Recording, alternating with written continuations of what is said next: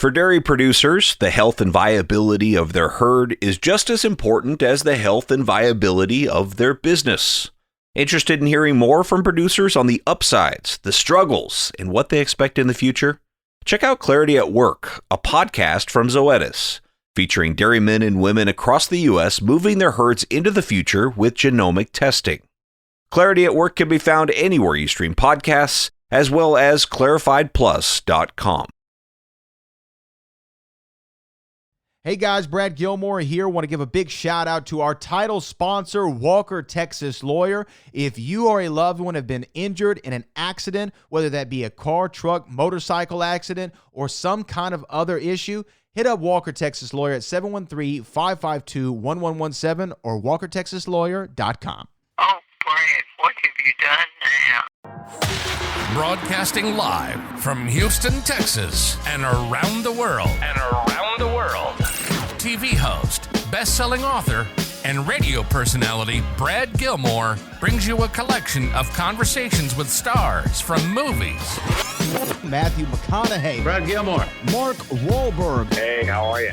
The legendary Mr. Christopher Lloyd. Christopher, how we doing? I'm doing good. Great introduction. Jessica Alba and Lizzie Mathis. Ladies, thank you so much for joining me. Thank you. Kevin Costner joins us. Thank you so much. Thank you.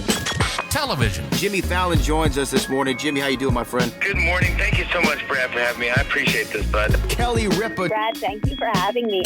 Comedy. Jay Leno joins us. Jay, how you doing? Hey, Brad, what's going on? Chris Tucker is in the building. Chris Tucker, good morning to you. Hey, Brad. Good morning to you. How are you? George Lopez joins us right now. George, how are you doing, sir? Good morning.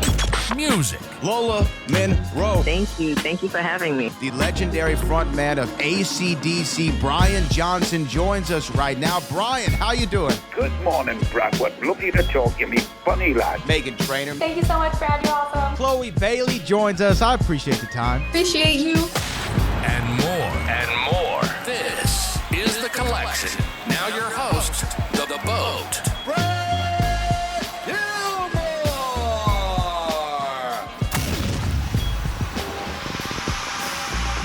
Okay. Brad Gilmore, ESPN Radio, CW39 in Houston. Martin, thank you so much for taking the time to talk today. Congratulations on the series. Thank you. You know, I wanted to start, though, obviously, this series has great source material, so you had a lot of research that you could go through and understand the character and everything. But when it comes to creating the vision for the show, it being a period piece and bringing that to life, as a director, does that add another layer of challenge to make sure the sets and everything feel authentic to the period? Excuse me, Brad. Just have to make sure that I can understand your question.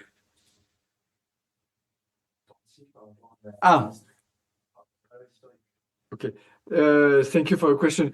No, the challenge was more to be believable than realistic, and it was very important to say to us this goal since the beginning, and with the whole crew and also with Apple TV Plus, we follow this rule: more believable than realistic, and in a way, we really wanted to avoid, the usual period drama style, and bring to Carême's show, a bit of modern attitude, a bit of sexiness, and as a rock and roll attitude that we are not going to expect about the period drama show in a way. So, for example, we didn't care about the fact that with a good, even if the main characters didn't wear exactly the same clothes, it was most important for us that to be believable and to be sexy. For sure, we never had anachronism. So this is we always follow our main goal, our main direction.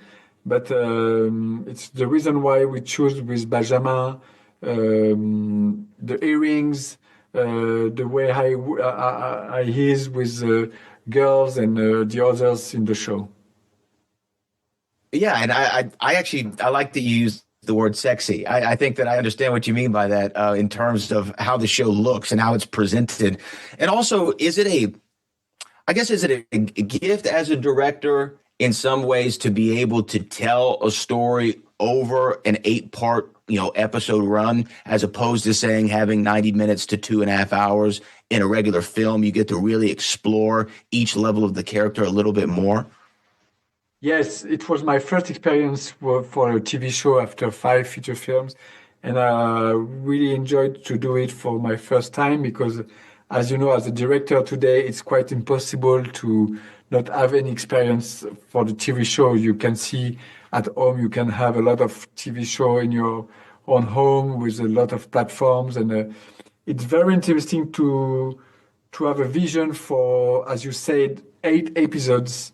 To explore the psychologist characters, to explore the relationships between them in a long time, rather than a regular film, than when you just have 1 hour and a half to explore everything. So it's absolutely different because you also have to know that the audience is at home and you have to be more rhythm, more catchy with them because they can have cut off at every moment. So it's more complicated for the audience to go out when they are in theaters. So the grammar for the direct is not exactly the same. You know what I mean? So you always have to be very catchy and hooked the audience every time to make sure that they can sit on the sofa.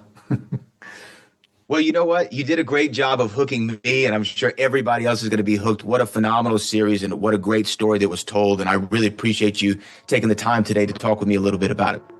Thank you so much. Have a good one, Martin. Have a good day.